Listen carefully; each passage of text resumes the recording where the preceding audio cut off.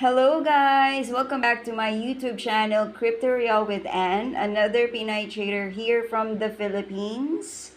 Kamusta kayong lahat? I hope all of you guys are doing well. Beautiful Sunday, January 12, 2025. Time check 3:03. So, um, ano ba? So, pasensya na guys, medyo natagalan yung last video natin. Yung bagong video natin kasi medyo naging busy. But yes, I'm very happy kasi last drawing ko, I made this drawing, true enough, nagkaroon ng bounce sa area na 0.90. Though, bumaba tayo at around, let's check kung saan siya bumagsak. Ang ganda nung drawing ko ng right shoulder. Medyo natutuwa lang ako kasi this is really fun for me. Ang saya lang kapag yung bias mo, yung drawing mo na ginawa tumatama talaga siya dun sa price action. Though hindi perfect, close enough.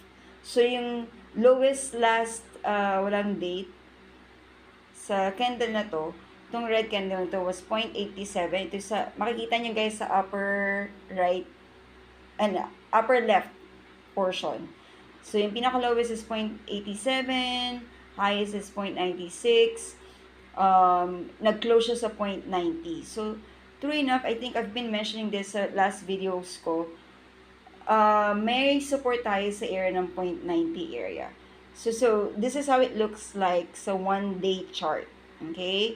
So, I'm hoping magkaroon tayo, hindi agad-agad na, alam mo yun, try mag-retest sa 1.10 area, 1.12 area, itong middle resistance, or middle line na lang. Okay? So, I hope ganito yung gawin ni Cardano. Make some drawing lang.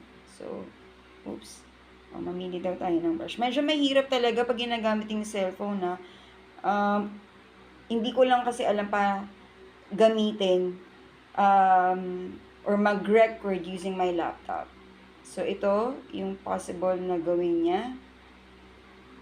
Okay. Retest, pull back, and then rally. I hope ganito siya. Not exactly, siguro marami pang candles yan siguro, but hopefully ganyan yung magiging pattern niya. Hindi katulad ng bigla-bigla na lang siyang, nagkakaroon ng reversal. Long green candle. So, there's this one thing that I really want to show guys. Ano ba yung price target natin for Cardano?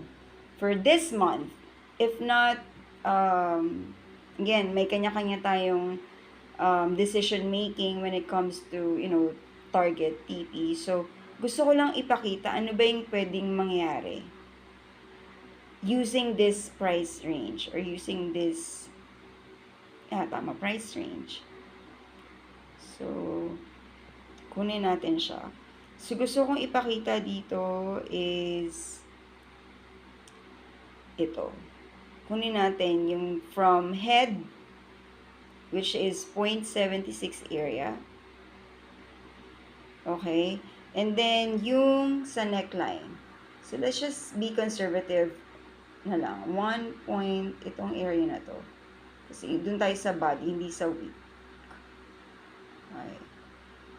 Ay, ba't ganun? Ayaw. Itong area na to. So, 1.9. Okay? So, from head, kinuha ko yung wick nung sa head. And then, yung sa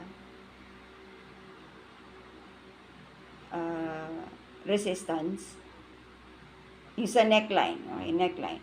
So, kung titingnan natin, hanggang saan naabutin siya, from neckline to, sa resistance. Okay. Sorry, medyo magulo. Ba't ayaw?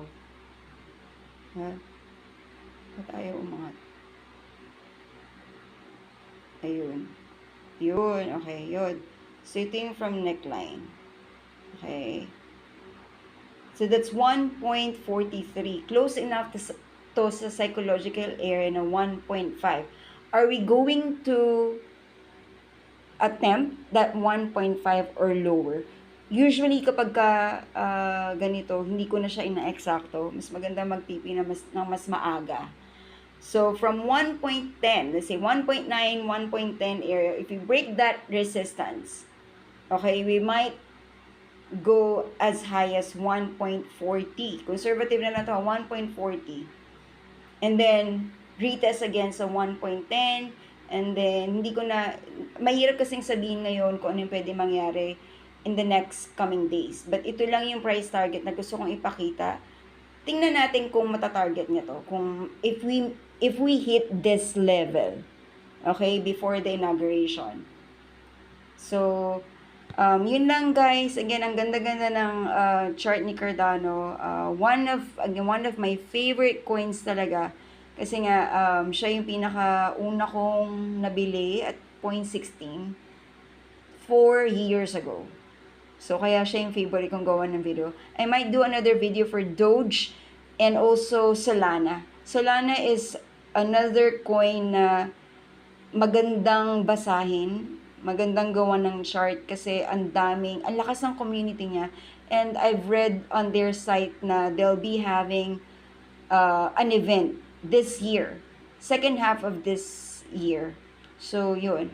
Thank you again, guys. Please don't forget to like, share, and subscribe.